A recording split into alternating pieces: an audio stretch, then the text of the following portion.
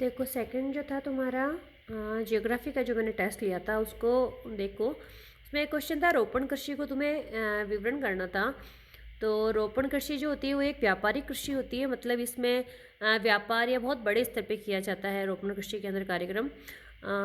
उष्णकटिबंधीय क्षेत्रों में यूरोपीय उपनिवेशों के द्वारा इसकी शुरुआत की गई थी और वो वहीं पर ज़्यादा पॉपुलर हो गई। इसलिए कि हमारा भारत के अंदर भी उष्णकटिबंधीय क्षेत्र में आता है कई सारे जिला, कई सारे राज्य, तो वहाँ पर भी रोपण कृषि की जाती है। इसकी जो विशेषताएं हैं वो देखो, ये बड़े फार्मों पे की जाती है, अधिक पूंजी निवेश, पैसा ज़्यादा खर्च होता है, उच्च प्रबंध चाहिए, तकनीकी आधार पर एवं वैज्ञानिक विधियों का प्रयोग इसमें किया जाता है।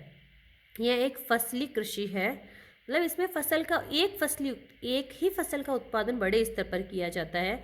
सेकंड, बड़ी संख्या में स्थानीय श्रमिक, वहाँ के लोकल श्रमिक चाहिए क्योंकि वहाँ पे रोपण करना है, क्योंकि हाथ से रोपना है उन्हें, तो वहाँ पर स्थानीय श्रमिकों की काफ़ी बड़ी संख्या में आवश्यकता पड़ती है।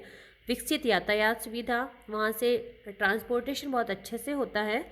उष्णकटिबंधीय और वर्षा वाले क्षेत्रों में अधिक की जाती है। 7 पॉइंट आप देख सकते हो, वृहत स्तरीय लाभोन्मुख उत्पादन कृषि प्रणाली है। वृहत स्तरीय यानी बड़े स्तर के ऊपर इसके अंदर लाभ प्राप्त होता है। प्रमुख रोपण फसलें कौन कौन सी होती है? रबर, कोको, कहवा और चाय। रबर कहाँ होता है ज़्यादा? मलेशिया एंड इंडोनेशिया में। कोको इट इज़ इन पश्चिमी अफ्रीका, और कहवा होता है ब्राज़ील में, और चाय भारत एवं श्रीलंका में होती है।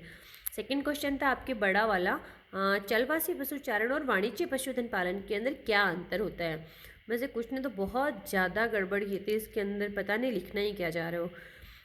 इसमें देखो पुरानी दुनिया के देशों तक सीमित है। पुरानी दुनिया मतलब जो डेवलप्ड कंट्रीज़ नहीं है अभी, मतलब वहाँ पर बिल्कुल भी विकास नहीं हुआ है, वो वाली कंट्रीज़ वहाँ पर ही है अभी तक चलवासी पशुचारण है। जो डेवलप्ड हो चुकी है वहाँ पर अभी चलवासी पशुचारण नहीं हो रहा है। वाणिज्य पशुधन पालन ये कहाँ होता है? ये नई दुनिया के देशों में हो रहा है। पशुचारक जो होता है वो चारे और पानी की खोज में घूमते रहते हैं, और ये वाले निश्चित स्थान पर एक ही जगह पर बड़ा बाड़ा बना दिया जाता है और उसी पर चारे की व्यवस्था की जाती है स्थानीय रूप से ही, मतलब वहीं उगाया जाएगा और वहीं उनको खिलाया जाएगा। पशु जन्म प्राकृतिक पद्धति से होता है और इसके अंदर वैज्ञानिक पद्धति से होता है। वे विभिन्न पशु एक समय एक साथ पाले जाते हैं, लेकिन वाणिज्य पशुधन के अंदर क्या किया जाता है, इनमें जहाँ पर वैसा वहाँ का एनवायरनमेंट है उसके अकॉर्डिंग कौन सी ब्रीड या कौन सी नस्ल ज़्यादा विकसित हो सकती है उसको पशु विशेष का पालन किया जाता है। फिफ्थ अंतर इनमें देख सकते हैं, जीवन निर्वाह पद्धति और स्थानीय आवश्यकताओं की पूर्ति के लिए किया जाता है। मतलब जैसे हमारा घर का खर्च चल जाए और हमारा पेट भर जाए, हमारा परिवार का मूलभूत आवश्यकताएं पूरी हो जाए, उसके लिए चलवासी पशुचारण किया जाता है। लेकिन वाणिज्य पशुधन को एक व्यापार की तरह किया जाता है, जिससे कि घर की आमदनी बहुत अच्छे से हो सके और बहुत बड़ा बिजनेस बनाया जा सके उससे। हमारे इरफान देवा के जैसा है ये वाला। फिर उसके आगे देखो, चारे की फसल नहीं उगाई जाती है, प्राकृतिक घास पर ही निर्भर होता है। कौन सा? चलवासी वाला जो है, और फसल के रूप में नहीं उगाया जाता है चारा को, लेकिन इसमें क्या किया जाता है, इसमें प्राकृतिक घास की कमी होती है तो चारे की फसल को उगाया भी जाता है।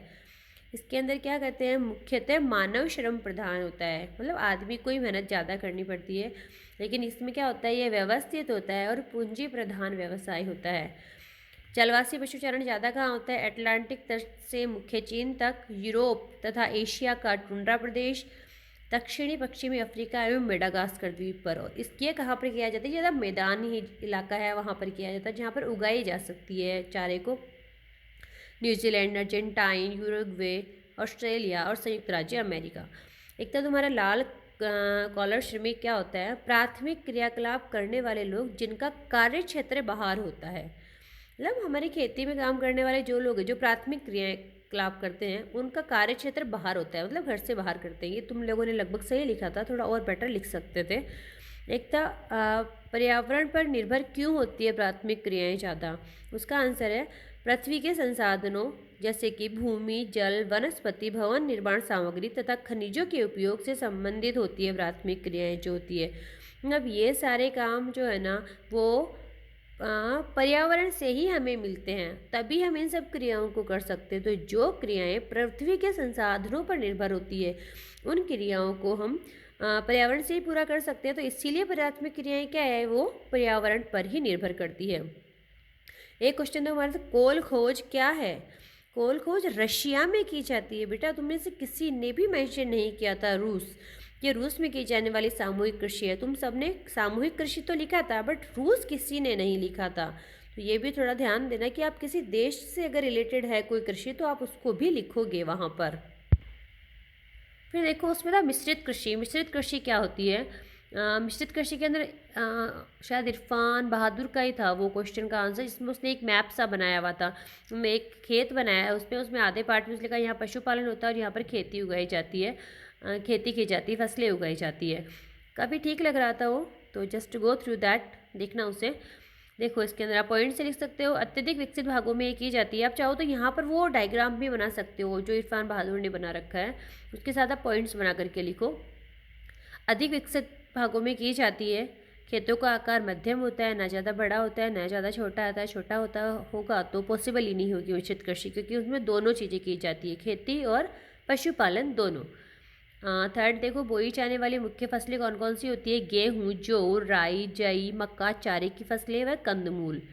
मुख्य घटक जो होता है वो क्या होता है? चारे की फसलें। इनसे चारा निकल जाएगा कि जानवर को खिलाया जा सके। फसल उत्पादन व पशुपालन दोनों का समान महत्व होता है।